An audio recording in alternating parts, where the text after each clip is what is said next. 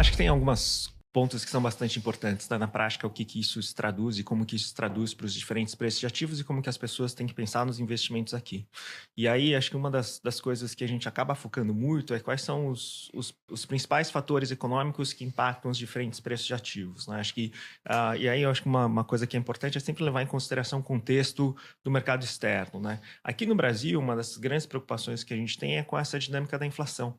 A inflação ela tem subido muito ao longo dos últimos meses e os nossos modelos sugerem que essa inflação ela continua bastante pressionada para cima, aí que poderia ter um pico aí, talvez no segundo trimestre desse ano, aí, talvez acima aí desses 6% que o mercado está projetando. Esse é um ambiente de negócio que é muito ruim, porque isso deixa com que o Banco Central ele tenha que jogar os juros cada vez mais para cima. Hoje o mercado ele já precifica que os juros aqui no Brasil eles vão aí para perto de 16%. E é um pouco do que o Murilo falou, né? Assim, pô, com os juros indo para 16%, né? Para a vida dos brasileiros, dos trabalhadores, dos empreendedores, ela acaba ficando muito mais complicada, né? Então, acho que, querendo ou não, isso acaba tendo um impacto muito grande nos diferentes preços de ativos. Dito tudo isso, assim, acho que a dinâmica global que a gente viveu também em 2024 foi uma dinâmica mais desfavorável para os mercados emergentes.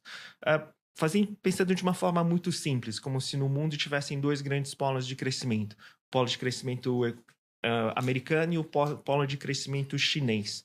E a gente pensa num pêndulo, que hora esse pêndulo ele vai mais para o lado americano, hora esse pêndulo vai mais para o lado dos emergentes.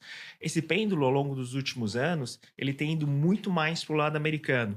Depois a gente pode falar um pouco dos motivos porque a gente acredita nisso, mas se esse pêndulo ele vai mais para o lado americano, é um cenário que o dólar ele é mais forte e eventualmente a taxa de juros nos Estados Unidos ela pode ser mais alta.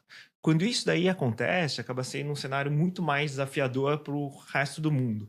Não só porque as moedas elas se depreciam, mas putz, se você tem a maior economia do mundo, que é a mais dinâmica de todas, que tem as melhores empresas indo tão bem assim, é como se esse negócio ele atraísse todo o capital do mundo e acaba sobrando muito pouco para o resto. Se de repente a gente vê esse pêndulo indo um pouco mais para o lado dos emergentes, pode ser que esse ano não seja tão ruim assim como foi o ano de 2024 para a Bolsa no Brasil, por exemplo.